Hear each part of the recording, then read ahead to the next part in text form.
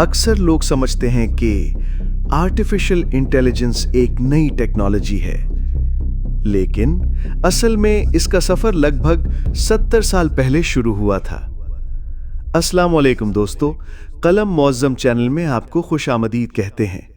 आने वाली वीडियोस देखने के लिए हमारे चैनल को सब्सक्राइब कर लें। 1956 का साल, अमेरिका का शहर डार्टमाउथ। यहां एक क्रिश्चियन साइंटिस्ट जॉन मैककार्थी ने एक कॉन्फ्रेंस में एआई का कॉन्सेप्ट इंट्रोड्यूस किया।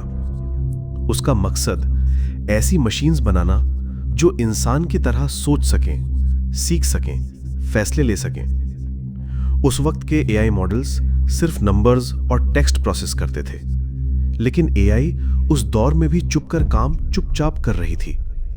वो चेस खेलती थी, मैथमेटिकल प्रॉब्लम्स सॉल्व करती थी, लॉजिकल रीजनिंग करती थी और धीरे धीरे इंसानी दिमाग का डिजिटल वर्जन बन रही थी। मिलिट्री रिसर्च लैब्स और यूनिवर्सिटीज एआई का रिसर्च सीक्रेट रखती रहीं। 2010-2011 तक आपने शायद इंटरनेट पर हाथी उड़ता हुआ, घोड़ा उड़ता हुआ जैसी तस्वीरें देखी होंगी। उस वक्त भी एआई चल रही थी, सिर्फ पब्लिक तक नहीं आई थी। 2014 में एक बड़ी ब्रेक थ्रू हुई, गैन्स, जनरेटिव एडवर्सेरियल नेटवर्क्स।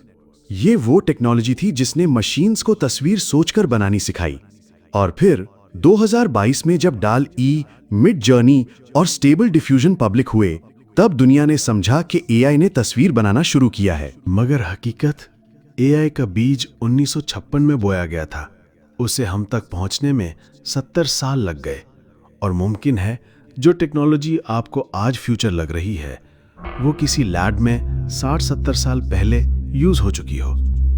शायद आज भी ऐसी कई एडवांस टेक्नोलॉजीज हमसे छुपाई जा रही हैं। याद रखिए, जो एआई आप आज यूज कर रहे हैं, वो असल एआई का सिर्फ महदूद वर्जन है।